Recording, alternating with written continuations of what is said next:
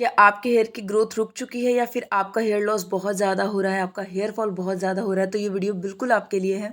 वैसे तो hair loss के काफ़ी सारे रीजंस हैं, धूप में, धूल में या मिट्टी में हम लोग पॉल्यूशंस में होते हैं। बहुत बार हमारे शरीर की कुछ नीड्स होती हैं जो पूरी नहीं हो पाती, वो प्रोटीन्स मिनरल्स हमें नहीं मिल पाते, जिनकी वजह से भी हमारा हेयर लॉस होता है। लेकिन एक बहुत इंपॉर्टेंट रीज़न है हमारी कुछ गलतियाँ, हमारा सही तरीके से हेयर को वॉश नहीं कर पाना, उस वजह से भी हमें बहुत ज़्यादा हेयर फॉल होता है। आज मैं आप लोगों के साथ कुछ टिप्स शेयर करने वाली हूँ। इसमें आपको कोई महंगा शैम्पू, कोई रेमेडीज़ या कुछ भी फॉलो नहीं करना है। कुछ ईज़ी तरीके से आप अपना हेयर लॉस रोक सकते हैं। हमारे फेस की, स्किन की कुछ नीड्स होती हैं, उस तरीके से हमारे हेयर की भी कुछ नीड्स होती हैं। यहाँ पर 3 चीज़ें बहुत ज़्यादा इंपॉर्टेंट है, ऑयलिंग, शैम्पू और कंडीशनिंग। यहाँ पर मैं आपको कोई फिक्स ऑयल या फिर कोई फिक्स शैम्पू, कंडीशनर नहीं बता रही हूँ। मैं कोई भी ऑयल, कोई भी शैम्पू और कोई भी कंडीशनर यूज़ करती हूँ। इस तरीके से आप भी कोई भी चीज़ यूज़ कर सकते हैं, बस आपको सही तरीका आना चाहिए और सही वे में आपका यूज़ करना होना चाहिए। तो यहाँ पर बात करते हैं हम लोग फर्स्ट ऑयलिंग की। ऑयलिंग बहुत ज़्यादा ज़रूरी है। हेयर वॉश से पहले हम लोग का ऑयल करना बहुत ज़्यादा ज़रूरी होता है। मैं नाइट में ऑयलिंग करती हूँ अपने हेड के अंदर। अगर आप लोग के पास नाइट में टाइम नहीं मिलता है, तो जब आप मॉर्निंग में हेड वॉश करने वाले हैं तो आधा घंटा पहले, 1 घंटे पहले आप ऑयलिंग कर सकते हैं।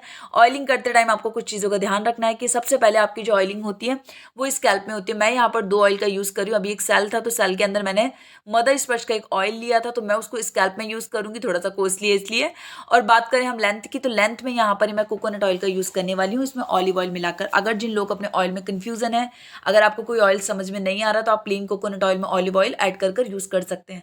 तो यहाँ पर सबसे पहले मैं मदर स्पर्श का जो ऑयल है उसको स्कैल्प में अच्छे से मसाज करूँगी। बहुत डीप तरीके से मैं मसाज करने के बाद मैं लेंथ में कोकोनट ऑयल को यूज़ करने वाली हूँ। जिन भी लोगों को स्प्लिट होते हैं अपने बालों के अंदर, वो लोग एक चीज़ कर सकते हैं कि यहाँ पर मैं कोकोनट ऑयल को अपनी पूरी लेंथ में लगाने के बाद, नीचे जिन लोगों को ब्रेकेज हैं या फिर स्प्लिट का प्रॉब्लम है, तो गरम गरम कोकोनट ऑयल के अंदर मैं बालों को इस तरीके से डीप करती हूँ। उसके बाद मैं हाथ में मसाज करती हूँ। इस तरीके से आपके बालों में किसी तरीके का कोई स्प्लिट नहीं रहता है, कोई ब्रेकेज नहीं रहता है और आपके बाल काफ़ी ज़्यादा अच्छे रहते हैं। एक चीज़ और है, हेयर वॉश से पहले हमारा ऑयलिंग करना बहुत ज़्यादा ज़रूरी है। अगर हमें अपने बालों को शाइन रखना है, मॉइस्चर रखना है, तो ये बहुत ज़्यादा ज़रूरी है। ये हमें स्प्लिट और ब्रेकेज से भी बचाता है। तो ये हमेशा याद रखें कि जब भी आप लोगों को हेयर वॉश करना है, तो प्लीज़ आप लोग अपने हेयर में अच्छे से ऑयलिंग करें। ऑयलिंग के बाद ही हेयर वॉश करने का सोचें। अब यहाँ पर मेरी ऑयलिंग कंप्लीट हो चुकी है, तो मैं यहाँ पर अपनी चोटी बना लूँगी और अभी मैं सोने के लिए जा रही हूँ। सोते वक्त ही मैं ऑयलिंग करती हूँ। नेक्स्ट जब मॉर्निंग होगी, तब तक मेरे बालों में अच्छे से ऑयल ऑब्जर्व हो चुका होगा और फिर मैं हेड को वॉश करूँगी। तो ये मेरी चोटी रेडी हो चुकी है और ये है मेरी लेंथ हेयर की। तो सुबह हो चुकी है और यहाँ पर मैं हेड वॉश करने के लिए आ चुकी हूँ। यहाँ पर मैंने आपको काफ़ी सारे शैम्पू दिखाए हैं। तो मेरा है कि मैं कोई भी शैम्पू यूज़ करती हूँ। मेरा कोई फिक्स नहीं है कि मुझे यही शैम्पू यूज़ करना है या कोई पर्टिकुलर शैम्पू यूज़ करना है। तो प्लीज़ आप लोग अपना शैम्पू बिल्कुल भी ना चेंज करें। आप जो भी शैम्पू यूज़ कर रहे हैं वो बिल्कुल ठीक है, उसमें कोई प्रॉब्लम नहीं है। बस जो मैं तरीका बताने वाली हूँ, आप लोग वो यूज़ करें। यहाँ पर ये जो मैंने लिया है, ये कड़ी पत्ते का पानी लिया है। एक्चुअल में अगर आप लोग चाहें तो नाइट में भी कड़ी पत्ते को पानी में भिगो के रख सकते हैं, लेकिन मैं भूल गई थी। तो मैं मॉर्निंग में मैंने क्या किया है, एक छोटा वाला जो मेरा भगोनी था, उसके अंदर मैंने कड़ी पत्ता डाला है, इस पानी को बॉईल किया है, ठंडा किया है। कभी भी आपको अपनी स्कैल्प के अंदर डायरेक्ट कोई भी शैम्पू यूज़ नहीं करना चाहिए, क्योंकि सारे शैम्पू माइल्ड नहीं होते हैं।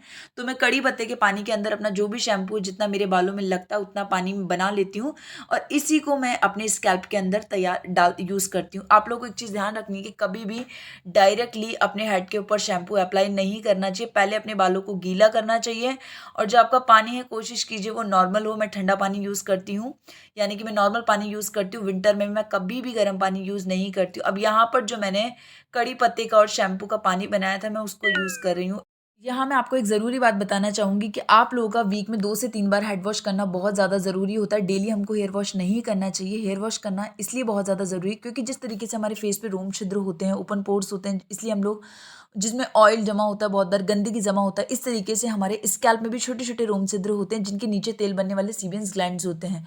इस ऑयल को सीबम भी कहते हैं। ये स्कैल्प में बालों को हेल्दी रखने के लिए बहुत ज़्यादा ज़रूरी होती है। अगर हम टाइम से बाल नहीं धोते हैं, तो यहाँ गंदगी होती है, डैंड्रफ और ईची, बहुत बार खुजली होने लगती है। इस तरीके से हमारा हेयर लॉस होने लगता है। शैम्पू ही स्कैल्प से ऑयल और गंदगी को बाहर निकालता है। मैं कभी भी लेंथ में शैम्पू नहीं लगाती हूँ। मैं स्कैल्प में एक्चुअल में बहुत ज़्यादा मसाज करती हूँ शैम्पू का, और जो मैंने पानी बनाया हुआ था, और यही धीरे धीरे करके झाग बन के मेरी लेंथ तक पहुँच जाता है। तो मैं कभी भी ना तो हाथ में डायरेक्टली शैम्पू लेती हूँ और ना ही मैं डायरेक्टली स्कैल्प में कभी शैम्पू लगाती हूँ। तो ये एक बहुत ज़रूरी बात है जो कि आप लोगों के ध्यान में रखने वाली है कि कभी भी आप डायरेक्ट अपनी लेंथ में या हेयर की स्कैल्प में शैम्पू ना लगाएं।